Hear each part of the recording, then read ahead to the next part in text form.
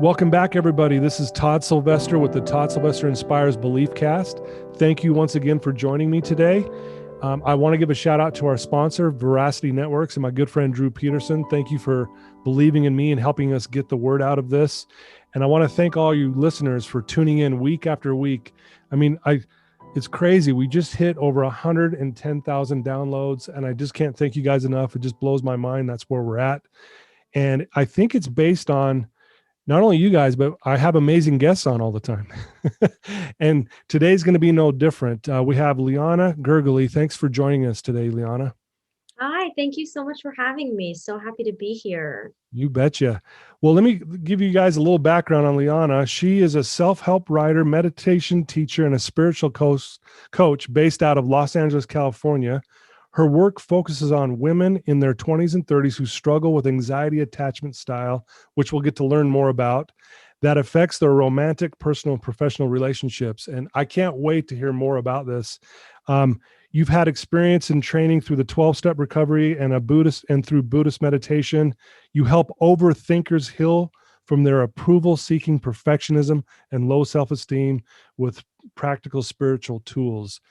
And I'll tell you, I've been doing coaching for 31 years now, and I would say without fail, every client struggles that I deal with anxiety and overthinking.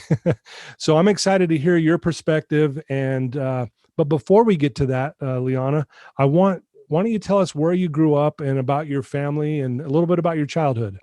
Yeah, absolutely. So I grew up in Los Angeles. I actually have been living in New York for the last 10 years, and right at the start of the pandemic, moved Okay. back to my hometown. So that has been quite a journey. Yeah. So I grew up here and come from a relatively traditional Jewish family. Yesterday was actually Holocaust Remembrance Day, and both Oh, of wow. my dad's parents were Holocaust survivors. So that definitely colored Wow. a lot of my upbringing and the Judaism with which I was raised. Wow. Again, pretty traditional on the outside family. Dad is a doctor, mom is a Uh-huh. professor. Um, really highly valuing the intellect and critical thinking, which we'll talk about a little bit how that kind of plays into my work and some of that overthinking that you mentioned. Yeah. And I have three sisters, so a lot of women in the house. My parents, when I was four, both my parents are in Los Angeles, and I would say that a lot of the things that I struggled with kind of started around that time. Them Okay. having to navigate a divorce, which I know so many people, and I'm sure so many of your listeners experience, and really Right. find a sense of self in amidst that. Not to mention, just coming into the age of technology when I was in middle school and high school, and just the craziness of the social media boom, which was, I Yeah. think, in seventh grade is when I was in seventh grade when that kind of started. And so you put all those factors together, and and you get a lot of insecurity and a lot of Sure. anxiety and a lot of low self-esteem. So I feel like it was a nice little melting pot for me. Sure. Yeah. Well, it seems like that's pretty common, right? Where, I think all of us as kids, as we grow up, we're trying to find ourselves, we're trying to fit in. And I hate to say it this way, but it almost feels like it's natural for us to overthink everything. Like, okay, I've got to be here. I've got to do this. I'll be happy if this happens. If it doesn't, then what am I going to do? And I watched an amazing video of you. It was so cool. And you were saying like, if you're okay, then I can be okay.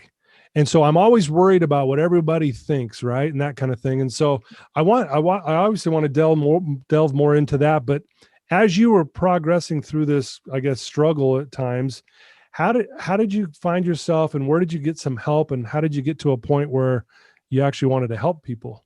Yeah, no, I mean, that's such a good question. I think the more work that I do and the more that I work with clients, it is the smartest of us who develop overthinking as a coping mechanism, right? It is Okay. usually when you feel that you don't have a sense of control or predictability in your home environment or within yourself, and you want to feel more in control. You want things to be more on your terms. And a lot of people that struggle with that, the easiest place for them to go is into their heads, where they can plan and prepare and Yeah. iron things out and analyze things and ask questions, all with the hope of, if I worry about this, if I think about this, if I make sure X, Y, Z, Right. I would be able to minimize pain that I'm in. And that I think is why so many people struggle with overthinking, because even though it causes its own kind of pain, it works. It's an effective distraction from a lot of emotional pain.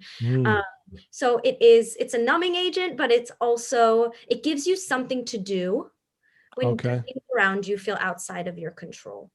Um, so I think that's kind of like how one of the first things that I started to notice is like, why am I in my head so much? Why Yeah.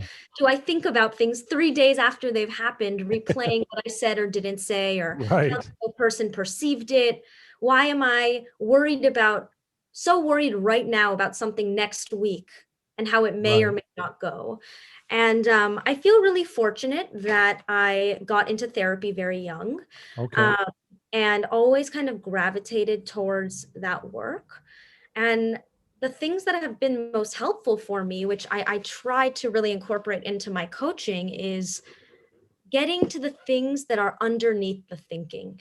Right. We spend so much time in our head and we think the thinking is the problem, but usually, I joke sometimes that like anxiety is sad's bodyguard. So usually a lot of that overthinking and that over Yeah. analysis is actually protecting us from maybe some insecurity, some disappointment, some fear, some grief, some sadness. And the more tools you have to really learn how to sit with those feelings, the overthinking kind of eases its grip on you. Wow. So that's probably been one of the most efficient things, most helpful things that I've gained, and I try to pass on to the people I work with. Okay. Yeah, very well said. That's a very well put. I never thought of it that way, how it protects you from some of these things. And it's kind of like you said, it's kind of like one of those, things that, we put in the way so we don't have to feel something, typically. You mentioned that, you got into, you actually did some therapy when you were younger, got in there young. Is this something like where you went to your parents even and say, hey, I'm really struggling here and I need some help? Is that how that all kind of came about? I don't remember exactly. I think Okay. I was very anxious from a very young age. So I think it Okay. was pretty visible to anybody who I came across. Yeah. Like I remember my first grade teacher, during a parent teacher conference used to say, like, Liana can't sit still. Like she's so jittery. She's always moving around during class. She can't really focus. And they didn't really know what it was. Did I have ADD? What was the issue? And what I've come to see is that I was just really uncomfortable in my body. Okay. Um, and I also think, especially growing up in Los Angeles, which I'm really grateful for, therapy was and is pretty mainstream. Sure. Um, Yeah. and both, my parents saw therapists, so that there was no stigma or taboo around seeking out that help. Okay. And, I was a small person, but I had really big feelings coming out of my parents' divorce. And I think it was probably a mutual thing of like, I'm struggling. And then my parents also wanting to support me through the divorce and through the Right. years after that with as much support as I could get. Gotcha. Well, and if it's okay, I'd love to talk a little bit more about the divorce, and not that we have to go into details about it, but more so, I've had a lot of friends who have been divorced. I've had family members who have been divorced. Like you said, a lot of the listeners hearing now have been through it. That is a very traumatic experience for a lot of people.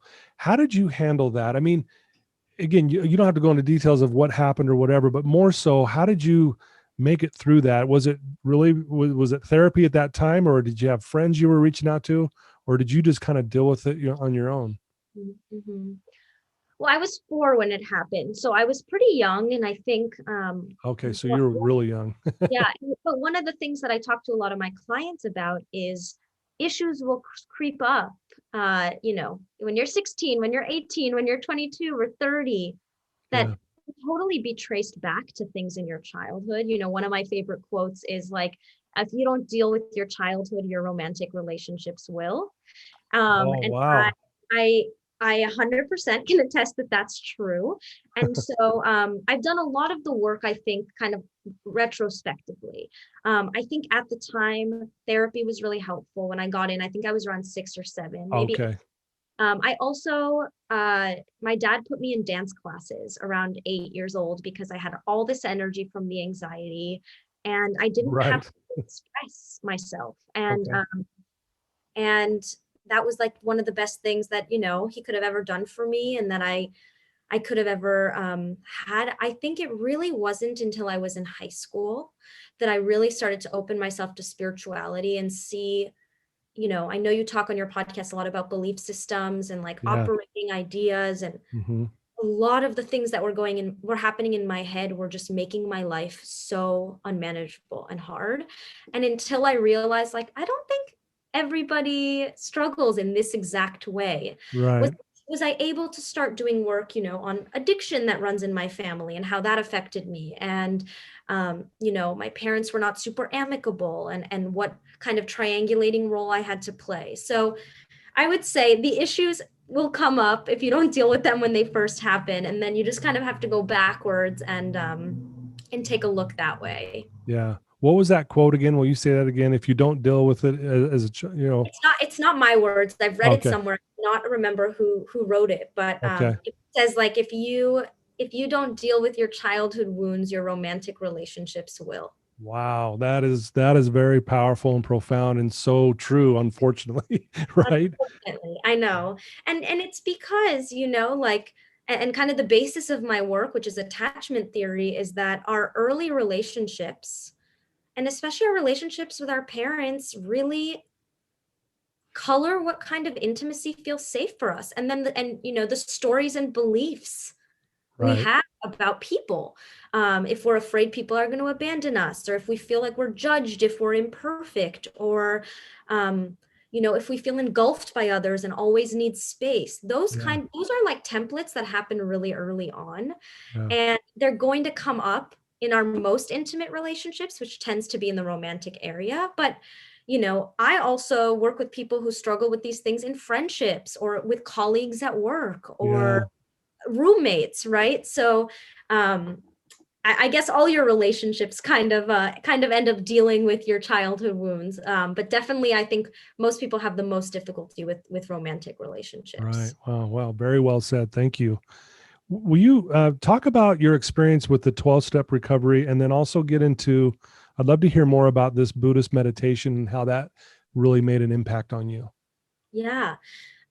So I feel super fortunate about this. When I was a junior in high school, I started going to a 12-step program called Al-Anon, which is designed for families and friends Okay. who have been affected by alcoholism. And yeah, it was the first place in my life where I didn't feel crazy.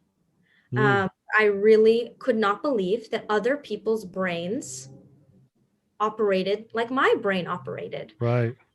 And speaking of attachment theory, what kind of got me in or encouraged me to go to my first meeting was that I had just gone through a breakup, my first love, my high school love, and Right. I couldn't get out of bed for like 3 weeks. Like I was Wow. so debilitated by this loss, and I had such urgency and need to reconnect with this person. And I remember having the thought, I don't think other people experience breakups like this. Like something else is going on. And so I started going to Al Anon then.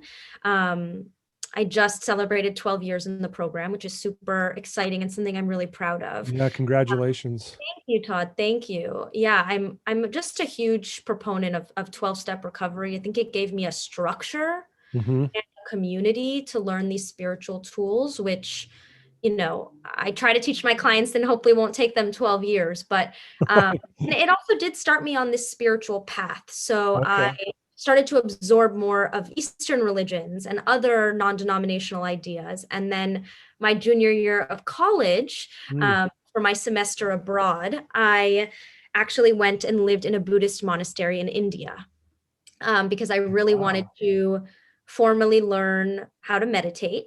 And That's the place to go if you want to learn that, Yep, right? everyone says like, yeah, you want to reach enlightenment, go to India. But I always joke that, another expression, like wherever you go, there you are. Yeah. Um, it was a really intense experience. I was living in this monastery and we had no phone and no TV and no technology and Wow. air conditioning, and life was bare bones minimalist. And what that does is it basically takes away all distractions and you hear your own thoughts really loudly. um, Wow. but I did develop a meditation practice, and I was trained in Buddhist meditation there, which is something I incorporate into my coaching and into my work. um, and so now my spirituality and my spiritual practice is like a hodgepodge of all these things. And Right. I'm a frequenter of the self-help aisle at Barnes and Noble, so there's a bunch of that in there too. Right.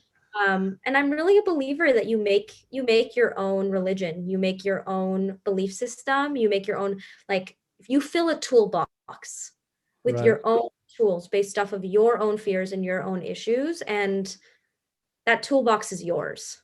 Right.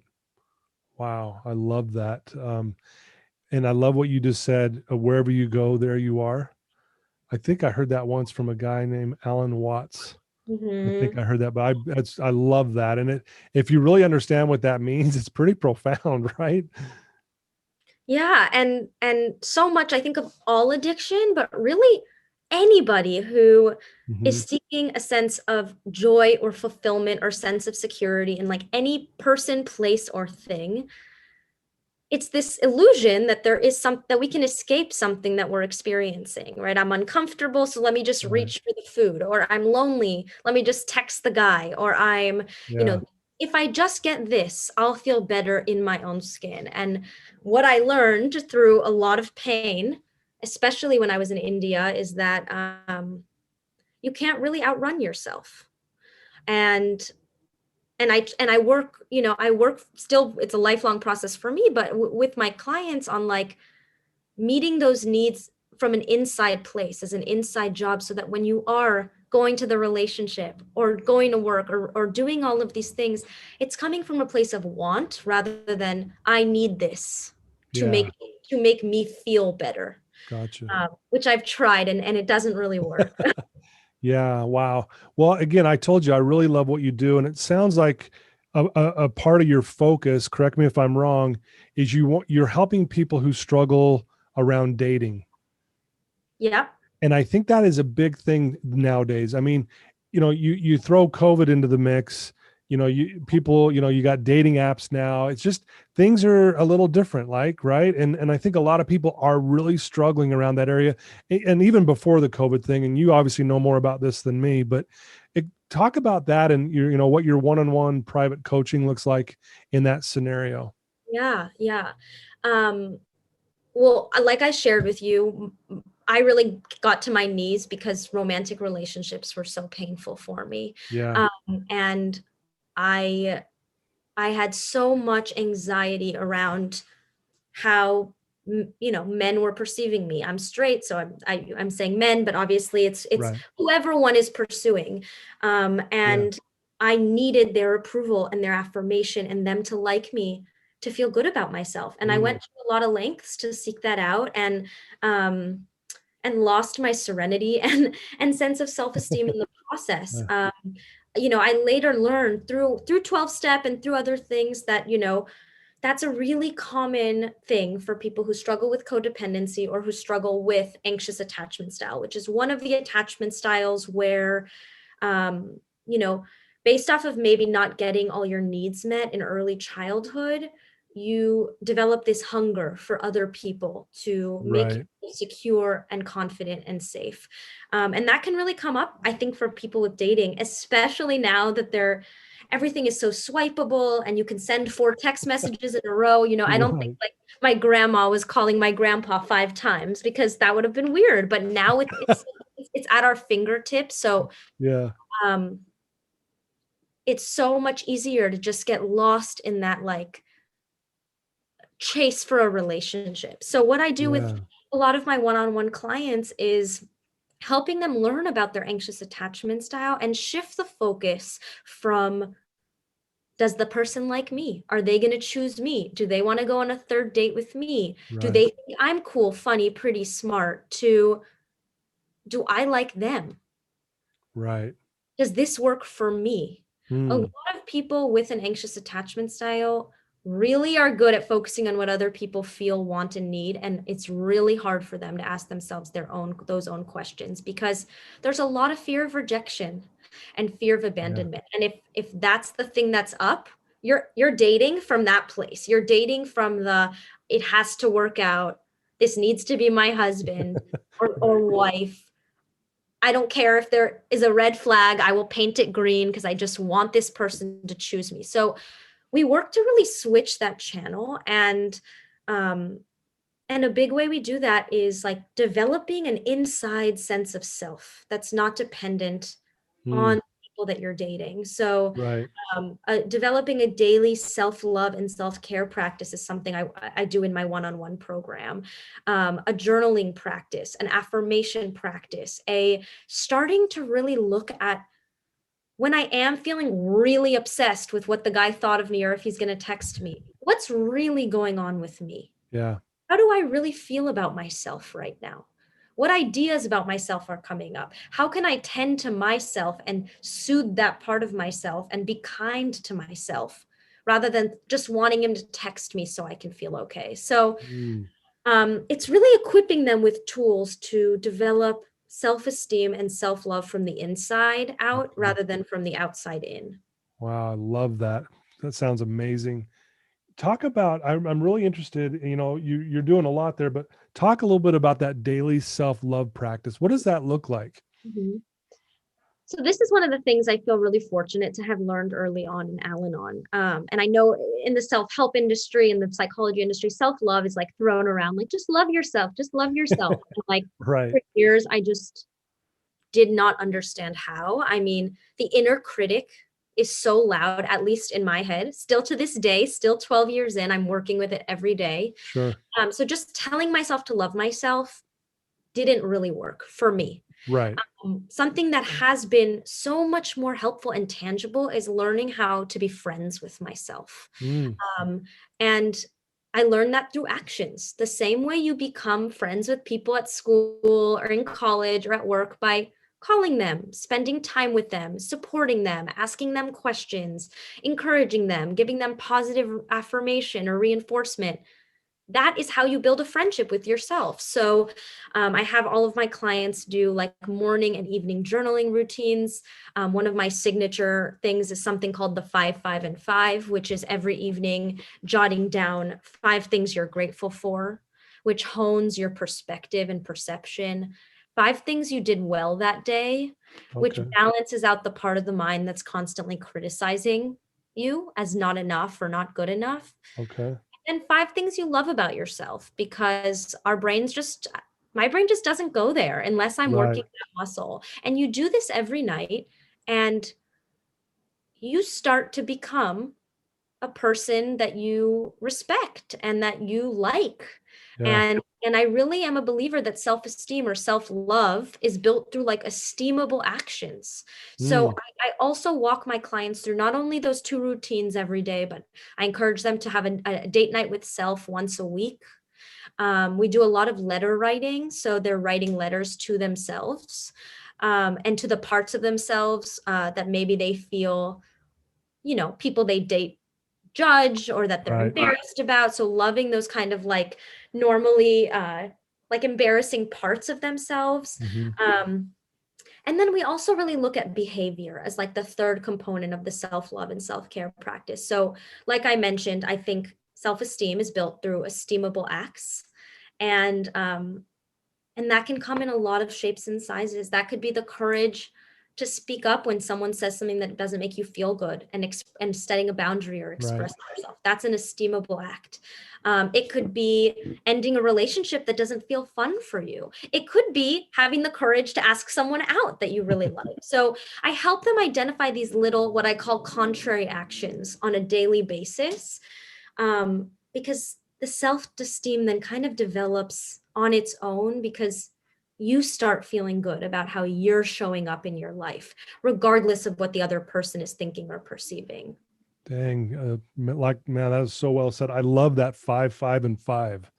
And it reminds me of something I've been taught and I teach to my clients as well, is what we focus on increases, 100%. right? And that's why I love your 5, 5, and 5. 5 things you're grateful for, 5 things you did well, and 5 things that you love about yourself. And you do that on a daily basis. Like, how could you not? I mean, it would almost be impossible not to feel a little bit better, actually, right? 100%. And honestly, and I've been doing that practice almost every night for 12 years. And, I'm you going to know, steal that from you, by the way, just so oh, you know. And please I'll do. and I'll give you full credit. It takes less than a minute. And, and you know what, Todd? Some days, things I did well, I can't really think of anything. I literally will write, I brushed my teeth twice, or I ate 3 meals, Right. or I showed up for my job. And you know what? That counts too. It doesn't all Sure. have to be, I broke up with my toxic partner, or, I finished Yeah. my senior thesis. Like, it's small things too, small ways that you showed up for yourself, that you were a good friend to yourself. And with the things that I Okay. love about myself, some days it's not, I have the most beautiful hair, or like I'm an amazing friend. Some days it's really like, I love that I ate a meal when I was hungry. I Right. love that I held the door open for someone who's elderly and like did something kind. Like, it's like you see the world how you see yourself. And so Right. like it's about honing the lens, Okay. because then you go out into your life, and if you do this practice for 1 minute a night every night, you're just like, something will happen, and you'll just think like, because you're preparing to make that list, you'll just think like, oh, that was good that I did that. I'm really proud of myself. And you won't even know where that thought kind of came from. And then you're feeling good about yourself throughout the day and throughout the week. It just it changes the channel. Yeah. Wow. Well, Liana, you're so well spoken. And I failed to mention that a lot of your work's been featured in Huffington Post, Thought Catalog, Elephant Journal, Medium, and so much more. And I can see why. You're very well thought out, and you have a really great way of explaining things in a very simplistic form. And I think that's probably why you're so good at what you do. Thanks, Todd. Yeah, I mean, I before I got to kind of some of these spiritual tools, I read every single book that I could find about anxiety and about insecurity Yeah. and about dependency on others. I went to so many different therapists, and I think if it's not practical, I'm not going to use it. Yeah. And and um and my brain's already super complicated. So Right. simple tools and simple ideas Yeah. help cut through that clutter. And that's been what's been most helpful for me. And so I try to carry that forward. Gotcha. I have a curious question here. Do you have like a morning routine that you do? Like, I think a lot of people might be thinking, okay, man, this girl sounds powerful. What does she do? What does her day look like? And I know you mentioned some things you do in the evening, your 5, 5, and 5, and some other things. But do you have like a morning ritual or a morning routine that you do?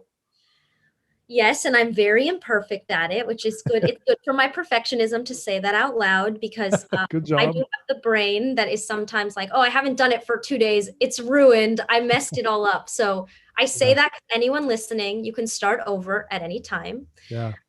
I am a really big fan of the morning pages from Mm. Julia Cameron's The Artist's Way. It's basically Oh yeah. 3 pages of stream of consciousness. Mm. Sometimes I write to God, sometimes I write to myself, sometimes I literally just vent about the most irritating, superficial things. But the Right. point is, and her whole philosophy is that your only job is to write 3 pages. You don't need to judge it. It doesn't need to be good. You don't need to figure anything out. And so it kind of takes me out of that like critical part of myself. Mm. I try to meditate on most mornings. So I alternate between like the Headspace app if I want something a little bit more simple. I Okay. also am a really big fan of a Buddhist teacher. Her name is Tara Brach, and she has hundreds and hundreds and hundreds of meditations on her podcast on the Apple Store or on Right. Spotify, all around self-compassion, which I know we didn't really touch on that much, but I just want to Right. say that uh, there is nothing that I've worked on that self being nice to myself has not helped. Sure. And it's really unnatural for me and for most of the women that I work with. And so I really like her meditations because they are really about self-compassion. Um, Mm. from there, um, I read a couple like daily spiritual readers, and I have some Buddhist books that I'll just read a page out of just to get like some good sentences in my ears. Um, and that's kind of it, And Okay. I'm also a really big believer, like, you can stop and check in with yourself at any time. And Mhm. I learned early on you can start your day over at any time. So I've sometimes done this routine at 4 o'clock in the afternoon because I'm in a really bad mood and feeling Sure. really irritable. So I try not to be too perfectionistic about it and just like ask myself, like, what would help me feel the most connected to myself right now? And sometimes that's 5 minutes and sometimes that's an hour long thing. And it looks different every day. Wow. I love it though. I think, you know, a lot of people, kind of what you're doing, coaching and things like that, do something like that every morning. Like there's something that you do to work on you, which kind of sets the tone for the day so you can be there for other people, right? Absolutely. Yeah, I love that. So what tell us some of the coaching programs that you do. Is it just mainly around dating or do you have other avenues that you use your coaching with? Yeah, well, I'm currently in an expansion period right now. So when I'm a relatively new coach actually, but when I started, I kind of wanted to hone in on like a particular problem, which was, this anxious attachment style, this low self sense of self, this Yeah. needing for approval and people pleasing as it relates to dating. And then what I started to find is that people would be messaging me, oh, but I struggle with this with my boss, or I always am Mm, afraid my friends are hanging out with me or are mad at me, or I have right. fear of missing out, or I'm always people pleasing with my mom because I don't want her to be disappointed in me. And I realized that people aren't really talking about anxious attachment outside of romantic relationships, but it Right. for me, it does appear in all areas of my life. So I'm in the process of building out a group coaching program, which will launch in the next couple of months, that will be honed in on one of these aspects of anxious attachment, probably building an internal validation system. Right. We'll teach a lot of the same tools like the 5 5 and 5, the daily routine, the different concepts around being friends with yourself and self-compassion and self-trust and intuition, but not so narrowed in on dating, because I think it really helps across areas. So that's kind of what's next Oh, on the cool. horizon for me, and also super inspired by you, and makes me want to start a podcast on this, around this Yeah. topic too. So maybe that's in my 2021 plans as You really well. you really should. One, you're very well spoken. And I think, like you said, a lot of this isn't talked a lot about. So I think you would have a really powerful platform because, people would really gravitate towards that. Cause like I said, I've been doing this a long time, not necessarily the podcast, but more of coaching and life coaching and mentoring for 30 plus years now. And anxiety is like, it's like the one of the main things every client I deal with struggles with. Yeah. And so something like that would be amazing. I think you'd be great at it. Again, you got a really good, powerful voice. I so appreciate that. No, and I love talking to people and hearing, because I'm still collecting, experience, strength, and hope too. Like, one thing that's really important to me as a coach and is I don't pretend that I don't struggle with this stuff. Right. Especially in my writing, I don't like, and it gets a little weird with life coaching because people want like a guarantee, like after 8 weeks, I am going to have X, Y, and Z. And I can't promise you the boyfriend or the girlfriend. I can't promise you the job Right. or the car or the amount of income earned. I also can't promise you that your anxiety will be gone. I think I'll probably have this on some level for the rest of my life. Hmm. But what I do promise you is that, and this is what I was given, and I try to just carry it forward, is that like it's not about having anxiety, it's about having tools to treat yourself differently when you have anxiety, to Right. respond to situations instead of react to situations. It's truly just about filling a toolbox. um So yeah, that's something that and it's hard to speak so candidly about my struggles, and I'm Yeah, still in the dating world and like haven't right. met my Prince Charming. So a lot of it is personal experience. Sure. Um, but I learn most from the people who are they say in 12-step recovery a lot, like, be in the middle of the boat. So I learn a lot from people who are in the middle of the boat, who are Yeah. walking the talk and practicing and Hmm. failing and talking about what works for them and what doesn't. And I'm really grateful for my Instagram community for that reason, because they give me a lot of ideas. People that comment Sure. give me a lot of ideas too. No, that's awesome. Very well said. I think, again, another reason why you're so good at what you do is you do talk about your struggles. You do talk about, hey, I'm going through this too. And I think people love people who are real and genuine, right? And so I think people can relate obviously with you, but then at the same time, you've put in some work and put paid some prices here to get you to a point where you can help other people as well. So I think you got the perfect combination going there. Thank you. Yeah. I mean, it's I want to have share the solution, and I also want people to know that they're not alone. Yeah. And I don't want to give the false impression that this completely goes away. But Yeah. I will say I would not give back any of my issues if it meant not having the deep spiritual practice in life that I have. So Yeah. that's kind of like what I tell anybody. It's like, you will be grateful for this pain, Yeah. because the tools and the sense of self and the self knowledge that's going to come out of this is actually going to be more than worth it. And that's been true for me too. Even when I'm in it, I just have to remind myself, like, learning about myself and getting closer to myself and learning more about life through my pain and my experiences is just, there is unfortunately no other way to get that wisdom, and Right. you have to walk through the pain sometimes. Yeah, for sure. Well, it reminded me what you just said about people who kind of feel alone. You go back to when you first started doing the Al-Anon program, that 12-step program. You, for the first time, you're like, well, hey, I'm not crazy. I didn't feel alone. You didn't feel alone anymore, right? And with that said, it poses this next question I have for you. If there's someone listening to you right now who feels alone, who is struggling with anxiety and struggling because they're not perfect and they can't shut their mind off and they're just having a rough time, what advice could you give someone right now who's listening to you, Liana, share your story with us? Yeah. um well, I so know what that feels like. Yeah. I think that our temptation when we are in pain, we want to make the pain go away. And so we have picked up a lot of ways that we think is going to make the pain go away faster. Mm-hmm.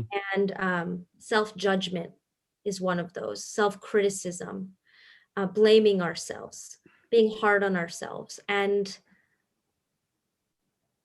I had a teacher many years ago when I was going through a really hard time say to me, and if I was going to get a tattoo, it would say this, said to me, "This is not the time to abandon yourself." Wow. And Wow. I think that's what I would say to someone who's really struggling right now is, the pain's not going to go away right now. This minute, it's not going to go away. Mm-hmm. But what you can choose is, are you going to hold your own hand and be on your own team and be your own friend as you walk through this, or are you going to abandon yourself? Mm. Right. Um like I said before, like, me being mean to myself is 90% of all of my problems. And any problem that I am having that's not that, me being mean to myself or judging myself or hating this part of me that struggles, makes whatever problem I'm experiencing so much worse. So I would say, can that person for 1 minute, just right now, find some gentleness and compassion for the fact that they're doing the very best they can, and that it's okay, and that Yeah. they're okay, and Wow. that the pain will resolve itself.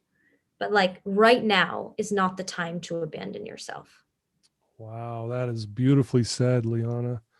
Wow. It gave me chills, honestly. This is not the time to abandon yourself. And and I love that because, as we both know, especially what's kind of going on in the world right now, a lot of people are stressed out. People are going through some really difficult times with the pandemic and things like that. And I think this isn't for all of us. And anyone listening to this is not the time for us to abandon ourselves. And so if someone wants to reach out to you, Liana, and ask you a question or start doing some of your coaching programs with you, what's the best way for them to reach out to you? Yeah. I am on Instagram all the time at Liana Gergely. I'm sure that'll be in the show notes or somewhere easy to Yep. access. So please send me a DM. You can email me straight from my Instagram page. We can find a time to chat. I do free discovery calls with anyone who resonates with this stuff and is curious to learn more about me and my coaching. I'll also be posting on there information about my upcoming workshops and my upcoming group program. But I love talking to you and helping you reason things out. So please don't hesitate to send me a private message, and because you really don't have to struggle with this alone. Wow. Love it. Love it. Well, Liana, I can't thank you enough for taking some time out of your busy schedule to sit down with us and, share your struggles, but also your triumphs. And then like I said, I love how real you are. That really helps me too, because I think sometimes I need to be a little more real. So it was a good reminder to me as well. So thank you for what you do and trying to help other people. And I just love your vulnerability. It's really refreshing, actually. Well, thank you so much for the opportunity to chat with you, and I admire your work so much, and you Thank really have you. such a wonderful assortment of people that you speak with on this podcast, and you're making the world a better place. So I'm grateful to have had a chance to be a part of it. Thank you. Well, we'll keep trying to do that together in any future endeavors. I'd love to help you out any way that I can. So please don't hesitate, Liana, to let me know. If you're ever in Utah, please let me know, and I you can come. will. You can come see the live studio. And I will. And but you might want to escape the cold in California. yeah, that So might be better. I think I'll stick with the West Coast for right now. I But don't blame. you're welcome here anytime. Okay, thank you so much. Thank Well, you. yeah, thank you. Well, there you go, folks. There's another amazing person, Liana Gergely. Thank you for tuning in. Please reach out to her. I guarantee you, everyone on who's listening to this has dealt with anxiety or is still struggling with it. Please reach out to her. She's obviously got a wealth of knowledge. And just like you heard her, she's very real and authentic, and you will love that. She'll be a very safe person for you to reach out to. So please do that. And I just want to thank all of you for tuning in week after week. I love you guys. Thank you for believing in me. And Liana, good luck to everything that you're doing. And we're here to support you all along the way. Thank you so much, Todd. Thank you. Betcha. All right. Till next time, guys.